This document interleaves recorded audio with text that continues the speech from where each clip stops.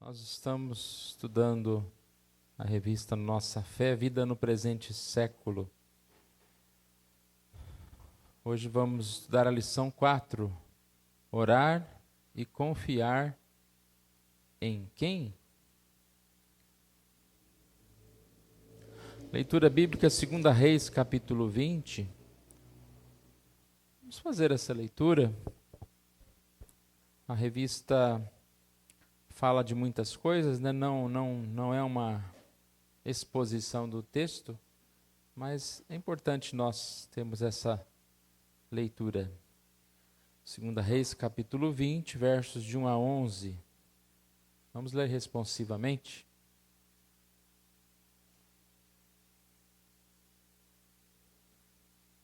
Naqueles dias, acharam? 2 Reis, capítulo 20, versos de 1 a 11. Naqueles dias, Ezequias adoeceu de uma enfermidade mortal. Veio ter com ele o profeta Isaías, filho de Amós, e lhe disse: Assim diz o Senhor, põe em ordem a tua casa, porque morrerás e não viverás.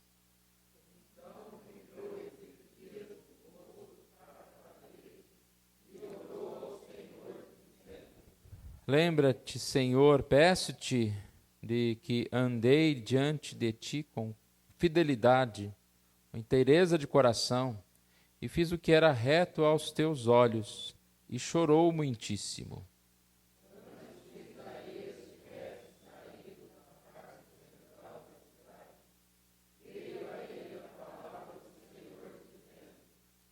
Volta e dize a Isaías, príncipe do meu povo: Assim diz o Senhor, o Deus de Davi, teu pai: Ouvi a tua oração e vi as tuas lágrimas, e eis que eu te curarei.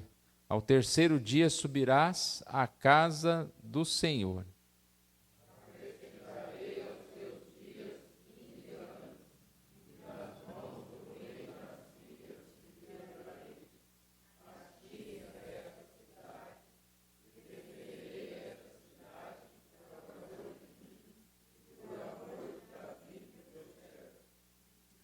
Disse mais Isaías: Tomai uma pasta de figos. Tomaram-na e a puseram sobre a úlcera, e ele recuperou a saúde.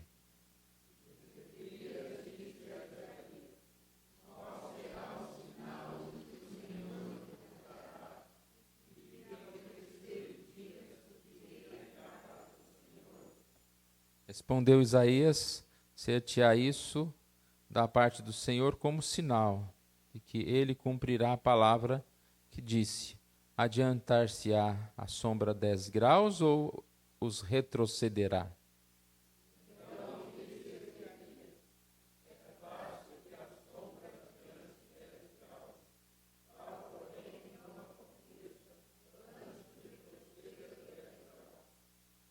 Então o profeta Isaías clamou ao Senhor e fez retroceder 10 graus a sombra lançada pelo sol, declinante no relógio de Acás.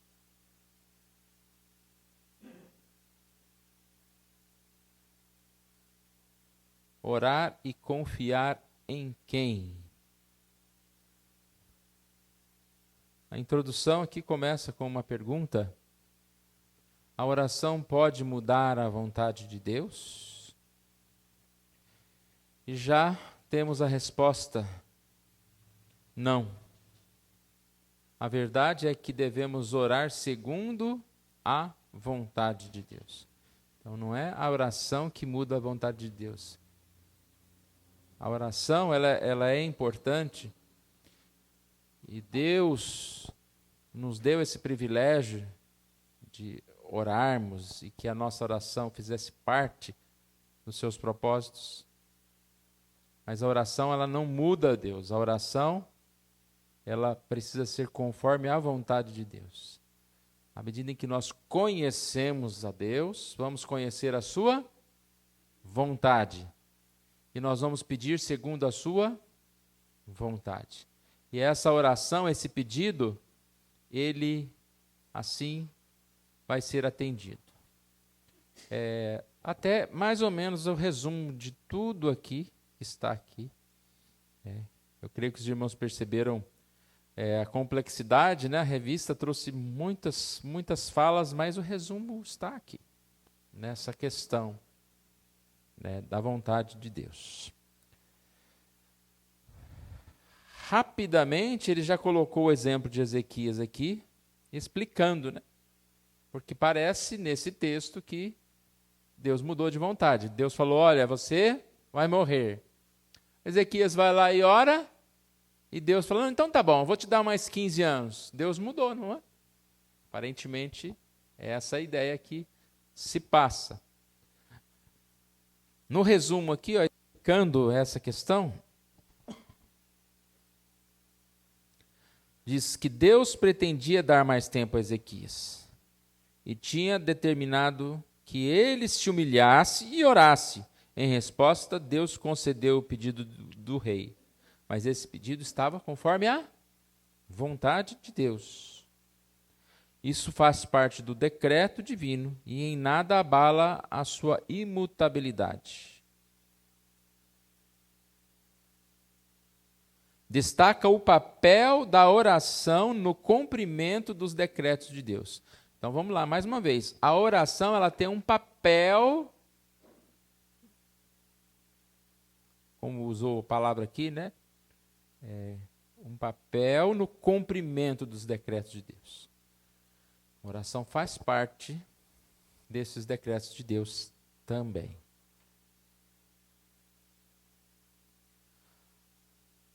Ponto 1. A oração ao Deus soberano. Para ficar mais didático, eu separei aí em 5 tópicos. Para a gente, 4. 4 do primeiro ponto e 4 do segundo ponto. Para a gente ir andando aqui, não só lendo toda a parte aqui, mas tendo uma separação. Então, a oração ao Deus soberano. Ponto 1. Como vemos Deus afeta como oramos. Como vemos Deus afeta como oramos.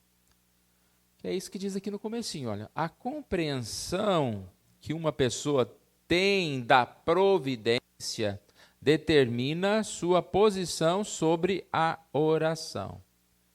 E aqui a gente vê que essa lição, ela está interligada às demais. É uma continuidade das demais.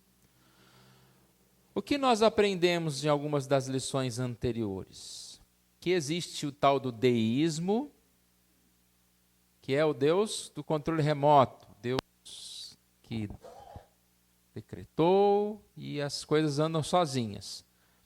Existe o tal do openteísmo, que é uma posição daqueles que falam que o futuro está aberto. Ele vai acontecendo numa interação entre o homem e Deus.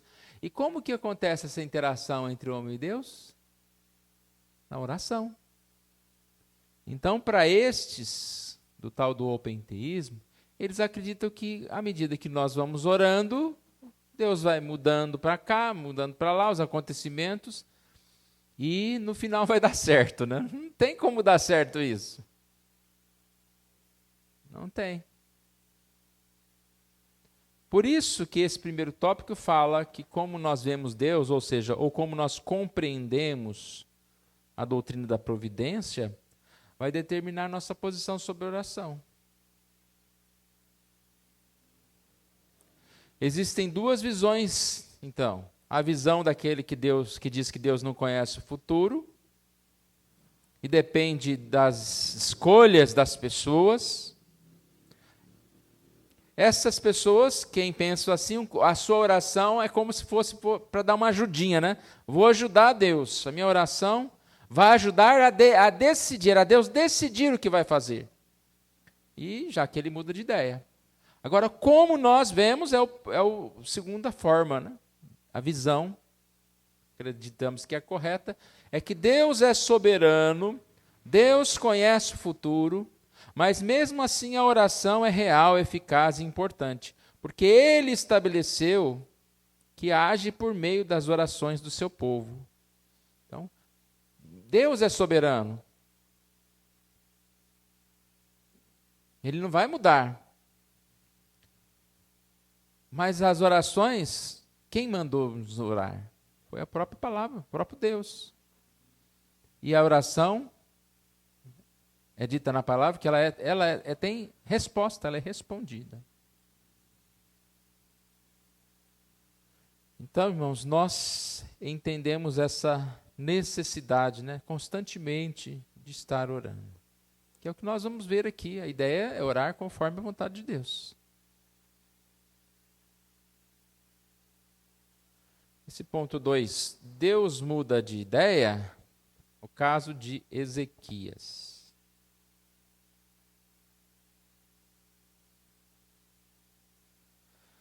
Algumas pessoas usam o exemplo de Abraão, Moisés, Ezequias, Amós, para defender que a oração faz Deus mudar os planos, né?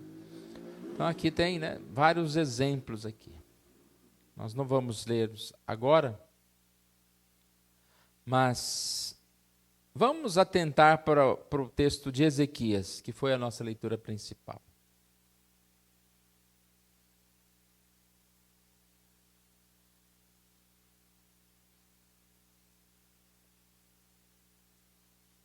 Ezequias, já falamos, né? Recebe um aviso que ele vai morrer. Ele ora, chora, se humilha diante de Deus, e Deus lhe concede 15 anos de vida. Aí essa pergunta aí, Deus muda de ideia? O caso de Ezequias. Isso significa que Deus mudou de opinião? Não. O aviso de Deus tinha condição escondida, vamos chamar assim, né? Deus já sabia que Ezequias oraria e já planejava conceder os 15 anos como resposta a esta oração. Ezequias ora, e aqui na nossa lição, Deus mudou de opinião? A ameaça de Deus continha uma exceção implícita. Deus sabia que Ezequias se arrependeria e oraria. Desse modo, em todo o tempo, Deus queria aumentar a vida do rei em 15 anos, mas isso seria uma resposta à sua oração.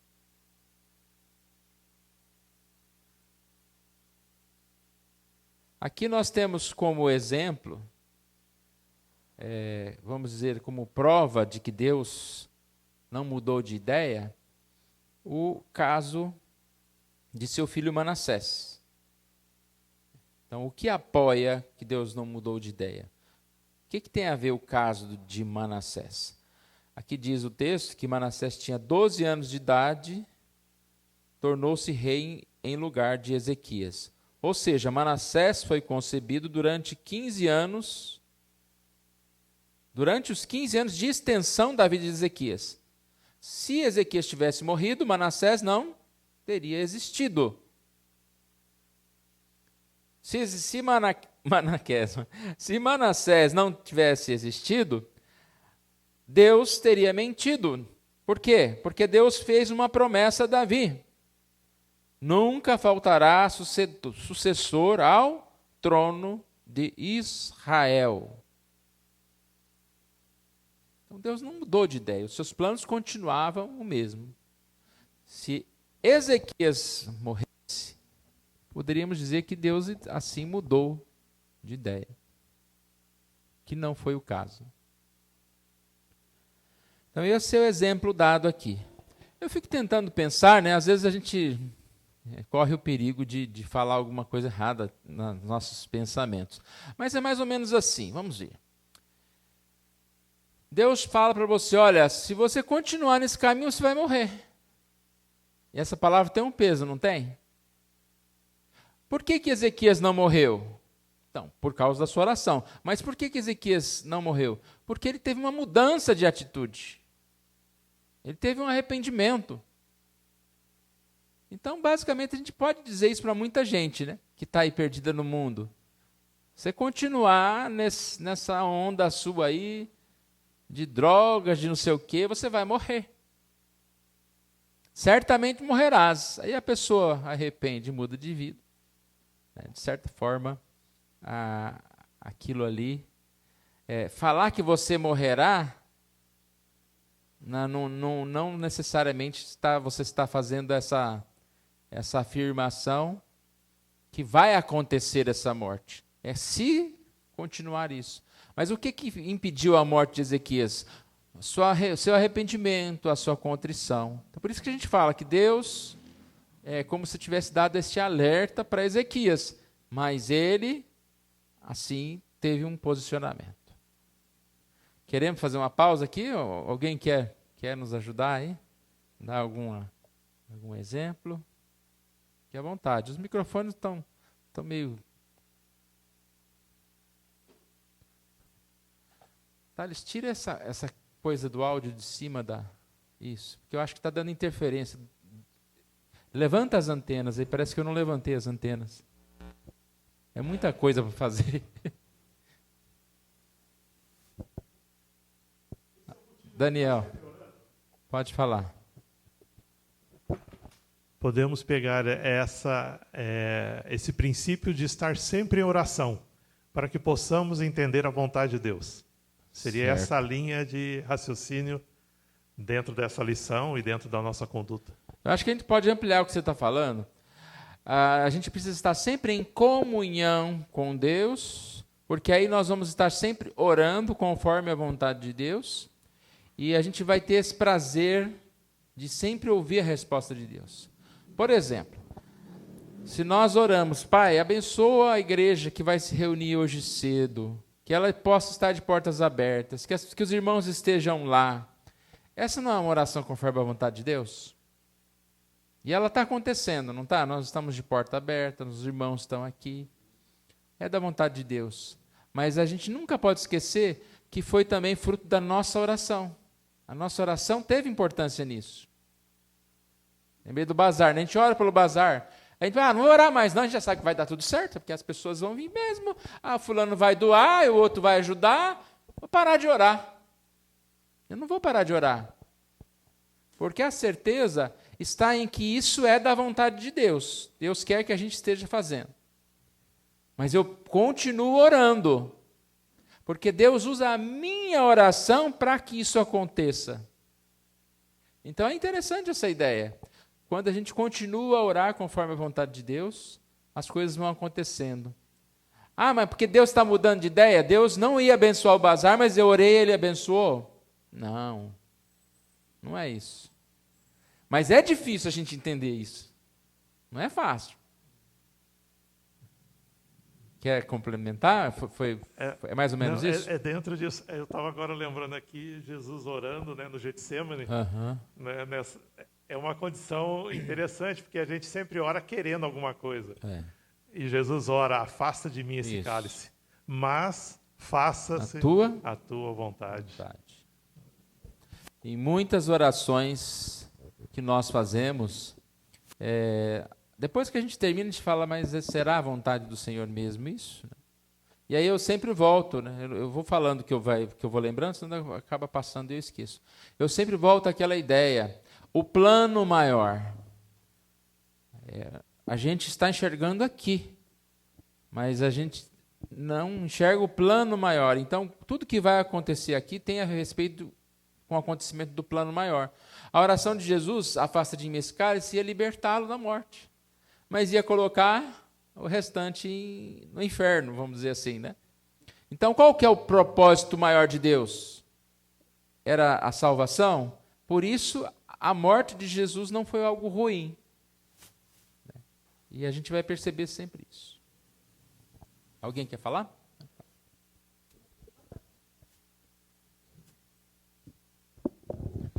problema, pastor, que a gente faz a oração e muitas vezes a gente faz a oração duvidando. Que aqui dá uma impressão que o rei Ezequias ainda ficou duvidoso. Que ele perguntou, qual será o sinal que o Senhor me curarás? E que ao terceiro dia subirei à casa do Senhor. Parece que ele ainda ficou duvidoso. Aí ele pediu um sinal aqui de 10 graus, que eu vou ser sincero, até hoje eu não entendo se o tempo parou ou se adiantou. Gostaria que o pastor me desse essa explicação. Vocês disseram aos irmãos, até hoje, já li isso aqui várias vezes, esse texto, já li várias vezes mesmo.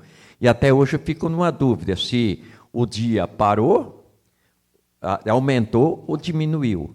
Mas eu quero dizer assim, comentando que houve uma dúvida do rei Ezequias, né? Da oração que ele fez. Retroceda da ideia de parar, né? De voltar. Voltou, Mas é interessante que o senhor falou sobre a questão de duvidar, né? É interessante a ideia da duvidar. Vai falar, irmã? Em relação a isso de Deus mudar de opinião, é que às vezes a gente pensa assim, que Deus vive o dia a dia que nem a gente, mas ele não sabe, ele já sabe tudo que vai acontecer desde a fundação do mundo. Então, ele já viu se eu vou orar, se eu não vou orar, ele já sabe se eu vou perder minha fé, se eu não vou, ele já sabe se eu vou ser salvo, se eu não vou, ele sabe de tudo que vai acontecer na minha vida. Então, ele não depende de mim, ele já sabe, ele já planejou tudo conforme aquilo que nós vamos fazer. E essa questão de orar ou não, devido Deus já ter planejado tudo, não tira a minha responsabilidade do que eu tenho que fazer como ser humano, como salvo. Não muda a minha responsabilidade, porque no dia do julgamento ele vai me cobrar por aquilo que eu fiz e aquilo que eu deixei de fazer também. Então, não tira a minha responsabilidade. Tem um versículo aqui de Marcos 11... Vou achar. 11:24, que fala, por isso, vos digo que tudo quanto em oração pedirdes, crede que recebestes, e será assim convosco. Que Jesus disse. Por que crede que recebestes e será assim convosco? Porque ele está falando de pedir de acordo com a vontade de Deus.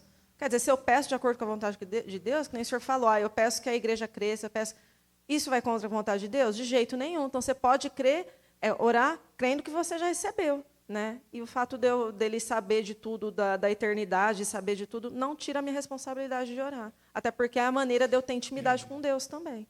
É a maneira de eu falar com Deus, é a maneira de eu expor aquilo que eu estou sentindo e aquilo que eu quero para Deus. Né?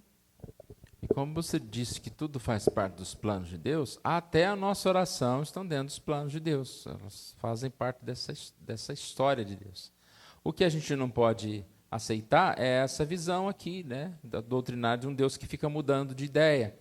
Porque senão eu oro, peço uma coisa, né, meu time ganha, aí o outro ora para o time dele ganhar, mas então Deus, não, agora esse, não vou fazer, eu não sei o que eu faço, né, não, Deus que não sabe o que faz, né, Deus sabe o que vai fazer, ele não vai mudar, o decreto do Senhor ele é perfeito.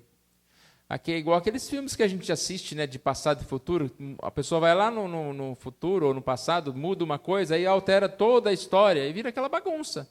Aí não há como alterar. A gente viu aqui, no exemplo de Ezequias, né, se Ezequias tivesse morrido, a história toda já se bagunçava, né, porque aí o Manassés não tinha nascido, aí não havia o rei, não havia sequência e tudo mais. Mas vamos seguir um pouquinho mais aqui, então. Nós estamos no ponto 2, Deus muda de ideia. Ponto 3, por que isso importa? Por que isso importa? Se Deus realmente não soubesse quando Isaías ia morrer, isso geraria um problema sério. A promessa de Deus a Davi poderia ter falhado por causa de uma informação que Deus não tinha. Foi o que eu acabei de dizer, né? Então, esse ponto 3 aí. Por isso, isso prejudicaria a confiança em Deus, né? Que destruiria a nossa motivação para orar. 4. Deus também responde orações interferindo nas escolhas das pessoas. Esse aqui é um ponto relacionado a essa questão da vontade de Deus. Nós temos aqui exemplos bíblicos. Os exemplos de oração que temos na Bíblia mostram que Deus pode interferir na escolha das pessoas. Então, Daniel ora pedindo restauração de Judá, baseado no quê? Em promessas que Deus já havia feito. Olha, Daniel orou pela restauração de Judá. Ele foi motivado por sua recente descoberta das promessas de Deus a fazer exatamente isso. Então, ele percebe que é com a vontade de Deus, ele passa a orar conforme aquilo. Por isso que a gente está citando a necessidade da gente estudar mais a Bíblia, meditar mais na palavra, porque é lá que nós vamos compreender a vontade de Deus para a nossa vida, para a nossa história. E a Bíblia e a oração, elas estão inteiramente ligados. Se eu não estou buscando a palavra, se eu não estou buscando a Bíblia, a gente vira igual esse povo daí, né? Do mundo. Que fala tanto em Deus, mas quais os pedidos deles? Desses crentes influencers aí. Não sei se são crentes, né? Que Deus abençoe minha empresa, que Deus me dê mais isso, mais aquilo. Que esse show seja muito bom, bem sucedido. Aquela história, tem até ladrão fazendo círculo de oração, orando o Pai Nosso, para que o assalto dê certo. Porque ele vê o banco como inimigo. E o dinheiro que está lá vai abençoar as famílias deles, que eles são os bons. Então, altera tudo. A sua oração vai estar alterada pelo ambiente que você vive. Se eu estou vivendo nesse ambiente da palavra de Deus, da vontade de Deus, eu vou orar pelos missionários, eu vou orar pela igreja, eu vou orar pela palavra, pela evangelização. Então, é aquilo que está na minha mente, na minha vida. Vai fazer parte da minha oração. Então, isso que está falando aqui. Tem outro exemplo, rei Asa, diante de um exército etíope gigantesco, ora, confiando que Deus vencerá por ele, sem se preocupar em violar o livre-arbítrio do exército inimigo. Ao rei Asa, aqui diz, né? Asa orou, Senhor, tu és o nosso Deus, não prevalecerá contra ti o homem. Não prevalecerá contra ti o homem. Ele ora para que o povo tenha a vitória. Por quê? Porque ele sabe que é a vontade de Deus. Por isso que nós oramos para que nós possamos prevalecer, nós possamos ser vitoriosos, né, contra o inimigo. Tem mais o exemplo de Ezequias, novamente aqui. Ezequias, em outro momento agora, ele ora, agora, ó Senhor nosso Deus, livra-nos das suas mãos, amigo, para que todos os reinos da terra saibam que só tu és o Senhor Deus. As nossas orações são conforme a vontade de Deus, são para a glória de Deus. Até naquilo que acontece na nossa vida, é para que a nossa vida glorifique a Deus como um cristão que vence, como um cristão que age conforme essa vontade de Deus. Fica claro nesse ponto, então, a gente está terminando esse ponto 1, que Deus não vai mudar, não mudou, oração não muda, não muda a vontade de Deus. Parece uma coisa clara, né? Mas às vezes a gente se contradiz, fala, não, Deus é soberano. Não, mas se eu orar, Deus vai mudar isso, Ele pode mudar isso. Não, Ele não vai mudar. Aí entra o que, então eu não preciso orar? Não, eu preciso orar conforme a vontade de Deus. E como foi bem lembrado aqui, até Jesus orou contrário à vontade de Deus, mas Ele falou a frase final, que seja feita a tua vontade. Senhor, eu quero determinado emprego. E a gente percebe, né? Mas por que não deu certo? Devia ter dado certo. Eu fui até lá e até comecei, né, a trabalhar lá e de repente não deu certo. Porque não era a vontade de Deus. Então nós não podemos, mais no final da lição vai falar sobre isso, né? Nós não podemos nos frustrar, viver frustrados quando as coisas não acontecem conforme a nossa vontade. Porque certamente é da vontade do Senhor. E isso que importa, né? Querem falar? Pode falar. Não? Alguém quer ali atrás? Olha.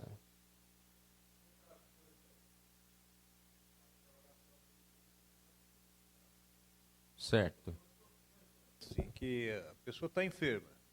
Aí a igreja está toda orando, pedindo, mas pedindo para Deus pôr a mão ali, né?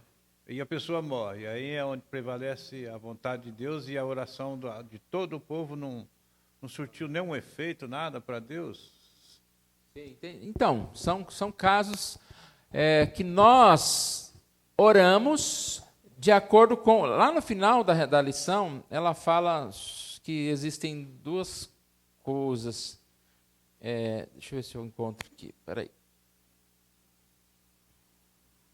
Achei.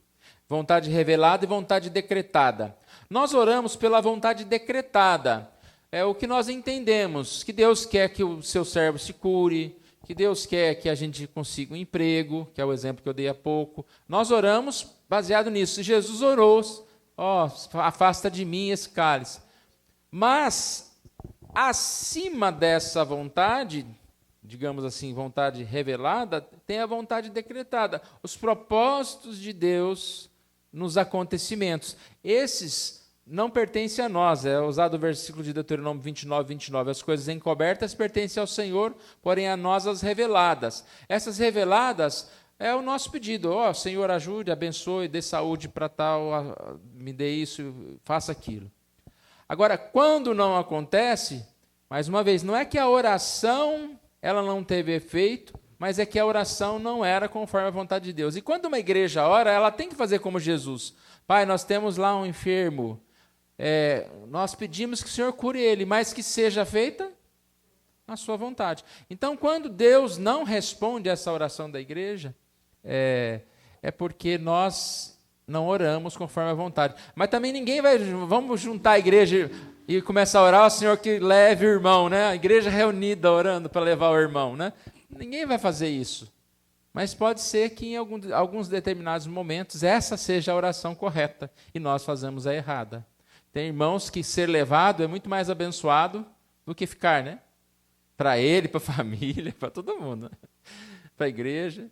Então, lembrar sempre disso, tem um propósito específico, a saúde do irmão, a vida dele, a casa dele, os filhos dele, mas tem um propósito maior, que é a história, ela tem que se completar, essa história ela vai se completar, e nós vamos morrer, e as coisas vão acontecer, outros virão, para que essa história aconteça. Tem uma mensagem que eu separei lá para um dia trazer para os irmãos, não sei se na IBD ou no culto à noite, que fala sobre Moisés, né?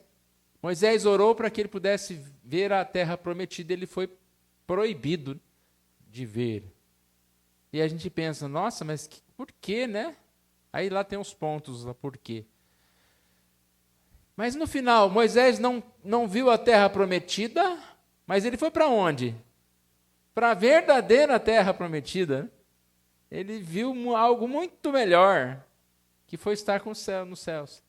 Então a vontade dele não foi feita, mas a vontade foi muito ampliada.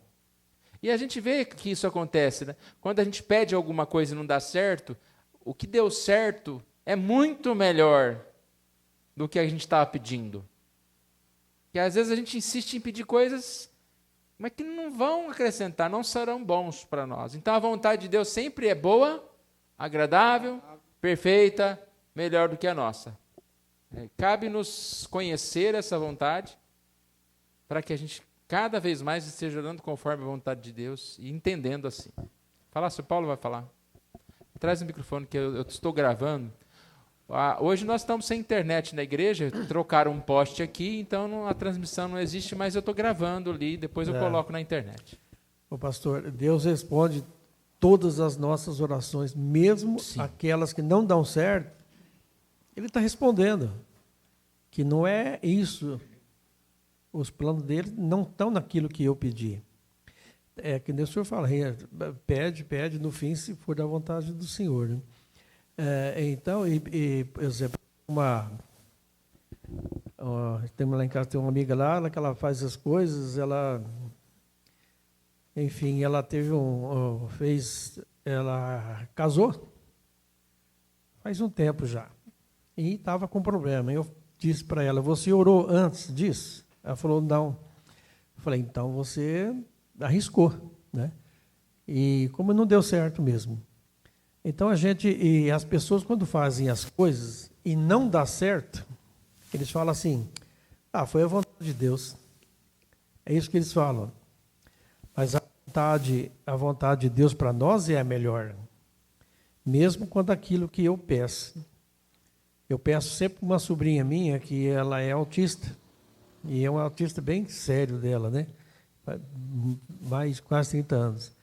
Eu peço que Deus esteja fazendo a cura dele total, porque eu sei que Ele pode fazer. Mas eu digo, mas se for da vontade do Senhor.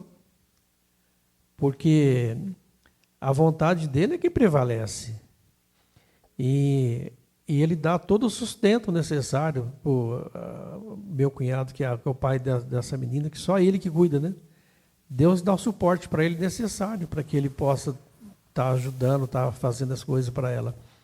Então, o que nós possamos fazer é saber que Deus responde todas as orações. Umas ele vai dizer assim, que já está na vontade dele, outras ele vai dizer, não, isso aí não vai ser bom para você. E nós vamos ver depois, né? Lá na frente, ainda bem que não deu certo isso. Mas que nem independência. Tem pessoas que tomam remédio para pressão. Eu tive um amigo assim. Conheci uma pessoa que tomava remédio para pressão. Maravilha, muito bom. Mas ele achou que já estava curado. O que ele fez? Parou de tomar o remédio. Mas não falou para ninguém. Lá na frente, deu um negócio nele lá, de repente, morreu. Aí depois que foram saber que ele parou de tomar o remédio. Quer dizer, a gente tem todo o recurso, mas não quer usar. Pastor, até aqui na lição, até nesse ponto que a gente parou aqui, a gente pode entender que vem aí assim, fidelidade, vem entendimento da oração. Se você não for íntimo, se você não for constante, se você não for permanente na presença, o senhor não vai entender, o senhor não passa a entender? A Bíblia fala bastante, né, sobre a oração do justo, sobre a nossa comunhão com Deus e oração. Sim, tem muito a ver, sim. Né? Se nós estamos distantes do Senhor, como que nós vamos pedir as coisas para Ele, né? E cada vez mais nós nos afastamos. Ponto B aí, Nádia. Confiança no Deus soberano. Confiança no Deus soberano. E aí nós temos os próximos tópicos. É o 5, 6, 7 e 8. E tem o 9 também. O ponto 5, então, é Deus tem duas vontades. Deus tem duas vontades? É aquilo que eu estava falando há pouco. É um conceito que dá para nós entendermos melhor. Que duas vontades são essas? Não é que duas vontades, uma hora que é uma coisa, outra hora que é outra. Mas é a ideia da vontade revelada e vontade decretada, que eu falei há pouco. Aqui, ponto 5.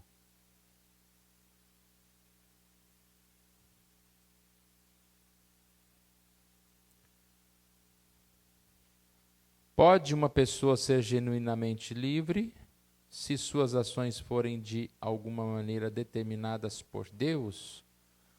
Mantemos a noção do controle preciso de Deus sobre o mundo. Rejeitá-las seria proveniente de se negar uma distinção entre a vontade de Deus revelada e a sua vontade decretada. Então, o que é isso? Vontade de Deus revelada e vontade de Deus decretada. Revelada são os decretos, a Escritura, a Palavra de Deus. O que a Palavra de Deus ensina sobre pecado? Por exemplo, ela diz lá, não matarás. Mas a vontade decretada, o que é essa vontade? São os planos de Deus. Para que os planos de Deus aconteçam, existem dentro dos planos de Deus a permissão até mesmo que alguém mate Jesus. Então, não matarás em um momento, e ali o matar. Ah, mas então foi Deus que matou Jesus? Não foi Deus que matou Jesus. A gente percebe aqui, né, neste exemplo que essa história da morte de Jesus, ela é sim um claro exemplo dessa permissão de Deus, né? Deus planejou o quê? A salvação. E para que esse plano de salvação acontecesse, Jesus precisava morrer. Então, nós temos aqui, já vou adiantando um pouquinho, Pedro confirmando isso no Pentecostes. Jesus foi entregue pelo determinado desígnio e presciência de Deus, mas foram mãos de iníquos que o mataram. Ou seja, Deus planejou o evento, mas os responsáveis pelo crime foram os homens que o cometeram. As pessoas que mataram Jesus foram os responsáveis. E aí a gente entra na questão do pecado. O próprio pecado entra no mundo pela desobediência. E essa desobediência geraria o quê? A morte. A desobediência, ela alterou, não é mais o paraíso, né? Nós vivemos num mundo de conflitos, do inimigo, do mal, mas Deus planejou um final abençoado para essa história. E dentro disso, Deus vai permitir governos, maus governos, permitir assassinatos. Essas coisas, elas são como algo contrárias à vontade de Deus, mas ao mesmo tempo elas estão dentro do propósito, dos planos de Deus. Porque todas as coisas cooperam para o bem daqueles que amam a Deus. Todas as coisas. Então, seguindo aqui, vontade revelada. O que nós sabemos a respeito de tudo. E a nossa oração, ela não consegue ser quanto à vontade decretada no sentido de detalhes, mas nós conseguimos orar por essa vontade decretada baseado no que nós conhecemos dos decretos, das próprias promessas de Deus. Foi isso que nós falamos há pouco. Aqueles homens que oravam, eles não oravam querendo mudar a Deus, eles oravam porque eles conheciam a Deus, conheciam os decretos de Deus e sabiam que aquilo lá era a vontade de Deus. Continuando aqui, voltando ao exemplo da cruz, é o ponto 6 ali, né? Exemplo máximo, a cruz de Jesus. É um crime horrível, quando o único inocente da história foi morto como criminoso. Isso viola essa vontade revelada de não matar. Mas foi planejado por Deus desde a eternidade, porque fazia parte dos decretos de Deus. Então, nós falamos agora há pouco, né? Determinado por Deus, mas por mãos de iníquos. Lá em Atos 2:23, esses que o mataram. E aí entra o tópico que nós falamos, o 7, sobre a questão do sofrimento. Tudo que nós estamos estudando aqui, ele traz um conforto diante das circunstâncias dos sofrimentos. Se até o pior mal da história, que é a morte de Jesus, estava dentro dos decretos de Deus, podemos entender que todo outro sofrimento, mesmo contrário aos mandamentos, também pode estar dentro desse plano de Deus. Isso não diminui a dor, né? Mas dá esperança. Ou seja, sofrimento é sofrimento. Você não fala, não está nem doendo, né? Porque eu sei que faz parte do plano de Deus. Não, está doendo. É ruim. Não está agradável. Mas eu tenho esse conforto. Não, eu sei que isso faz parte do propósito de Deus. Talvez você pode até dizer, eu já estou entendendo qual que é o propósito de Deus. Ou eu não compreendo qual que é o propósito de Deus. Mas é certo que Deus está na direção destes acontecimentos que são para nós sofrimento. Deus está na direção. Alguém quer nos ajudar? Pode ficar à vontade. Abimael. O senhor disse a respeito do que Deus matou Jesus. Eu vi um teólogo e estudioso, né, da antiguidade, ele falando que, da Adventista, ele é o pastor da Adventista, falando que foi Deus quem matou Jesus, que já estava predestinado. A forma de se falar, né? Está dentro do propósito de Deus que Jesus viesse. Ele entregou o seu filho. É diferente entregar do que matar, né? Deus tinha poder, o próprio Jesus poderia falar, não vou morrer e pronto, né? Mas se entregar é diferente de matar. Tem gente que pode falar que Jesus cometeu suicídio, né? Porque se você é capaz de não morrer, de se livrar da morte, você simplesmente se entrega, é uma forma de você estar indo contra a sua própria vida, vamos dizer assim. Mas ele se entregou, é diferente. Isso tem aquela questão também da oração que o Daniel colocou, né? Que ele, depois de tudo, ele orou e falou que seja feita a sua vontade, né? Que não era por ele. Sabia que ele podia, ele sabia o que ele podia, mas ele tinha vontade de Deus, né? E a gente fica pensando, a nossa história, você sabe aquela pergunta que alguém fala, se você voltasse no tempo, tal, você tomaria as mesmas decisões, você seguiria o mesmo caminho, a mesma profissão, o mesmo casamento, tal. Aí você pensa, se eu voltasse na história e agora eu vou fazer o que eu quero, talvez eu mudaria praticamente tudo. Mas se eu voltasse na história e falar minha vida aqui é do Senhor, provavelmente, com certeza, eu repetiria as mesmas coisas.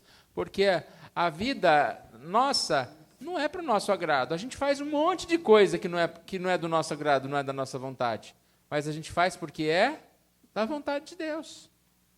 Então a gente vive dessa forma. E por isso a gente toma decisões diferentes. Pode falar, pastor. Aqui. Eu creio que é muito importante e interessante a gente ligar esses dois pontos. A vontade de Deus decretada e revelada.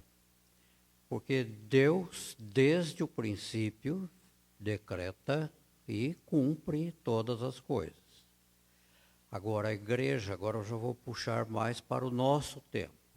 Aliás, vou voltar um pouquinho antes, questão dos profetas.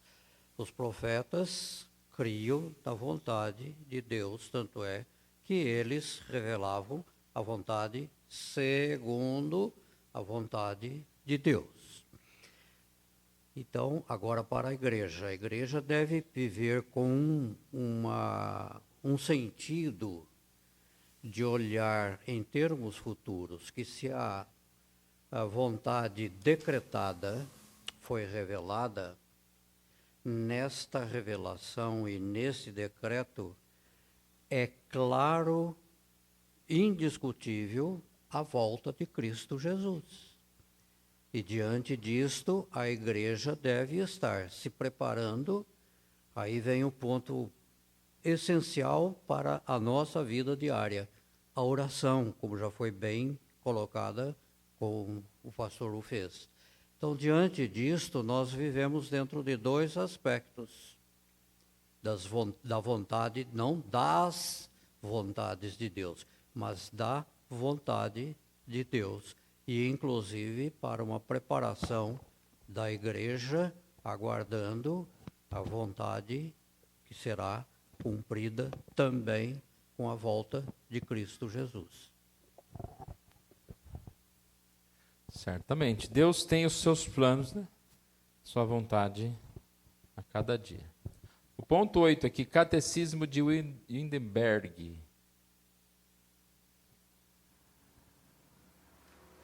Resume esta visão esperançosa da vida.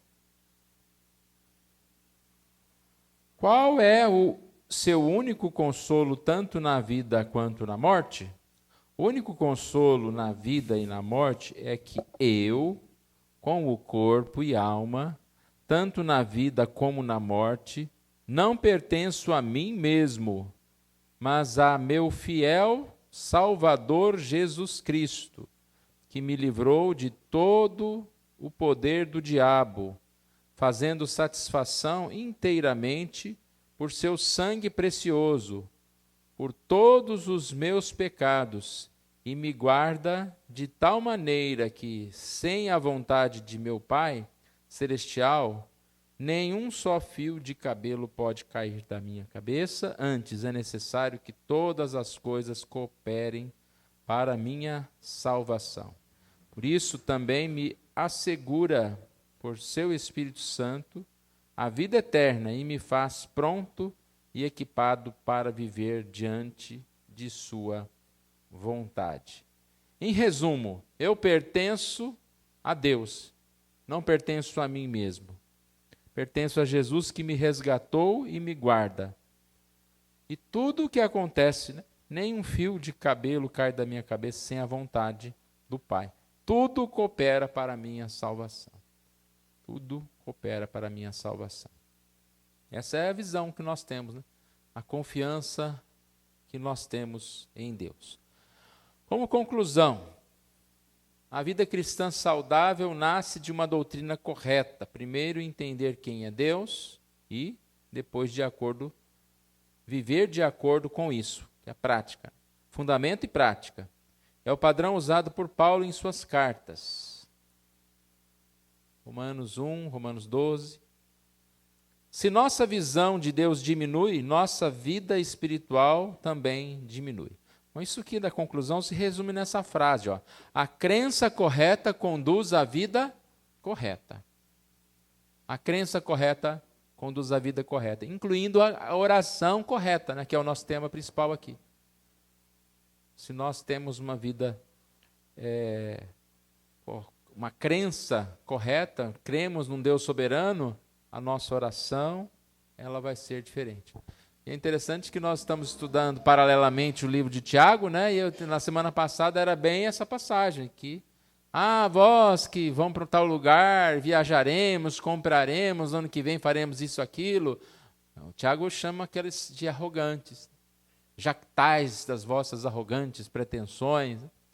Ele fala, não, antes disso orareis, dizendo, se é da vontade de Deus, né? Conforme a vontade de Deus. Se for da vontade de Deus, fareis isso ou aquilo. Então a lição aqui, ela também está nesse mesmo sentido que nós estudamos em Tiago. Aplicação prática. Precisamos reconhecer o distanciamento de Deus e da vida de oração. O quanto nós precisamos mais estudar a palavra, né? Orar. Isso é a vida do cristão. Então, não é algo que faz parte, né, da nossa rotina, mas é a própria vida. A nossa vida, ela se compõe nesse alimento. Né? Nós não alimentamos o nosso corpo apenas, as nossas atividades, a empresa, o trabalho, mas o alimento da nossa vida é a palavra, é a oração. Portanto, pedir, né? O desejo de estudar mais a Bíblia. Buscar conhecer a Deus mais profundamente, confiar nele. Devemos confessar, então, aqui diz o afastamento, e pedir para que Deus coloque o desejo de nós estudarmos e também confiar e obedecer no Senhor.